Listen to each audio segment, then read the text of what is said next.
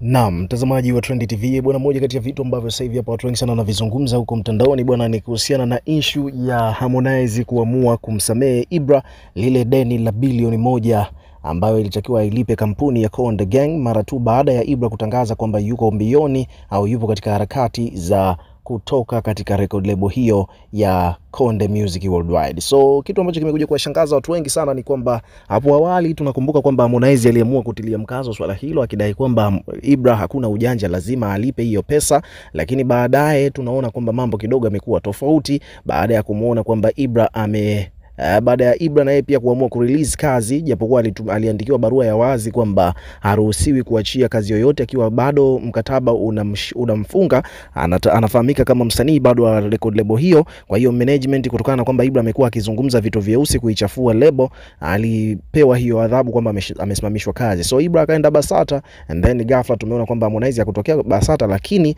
ni kwamba ameamua kuweka speech yake kupitia kurasa yake wa Instagram waziwazi kwamba kwa sasa bwana ameamua kumsamehe Ibra na ameomba mashabiki waendelee kumsupport na anamtakia kila laheri. So ni jambo ambalo kiukweli limeshangaza watu wengi sana. Imekuwaje ghafla hivi? Harmonize alisisitiza kabisa kwamba kijana atalipa, lakini ameamua kubadilisha mawazo yake. So hapa kuna jamaa anaitwa Haja the Incredible amekuja kutoa maoni yake kuhusiana na hii issue, akiwa ameandika kwamba speech ya Harmonize ina sound kama Ibra amesamehewa kulipa pesa Konde Gang, which sio rahisi, na kama pesa imelipwa basi hapa ilitafutwa huruma ya Watanzania, japo kwake ni ngumu kuipata kwa wakati huu.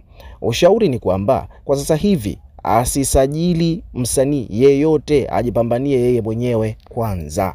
Umeona bwana? Kwa hiyo Harmonize bwana watu huko mtandaoni wametoa ushauri kwake kwamba asisaini msanii yoyote ule katika record label hiyo ya Konde Gang.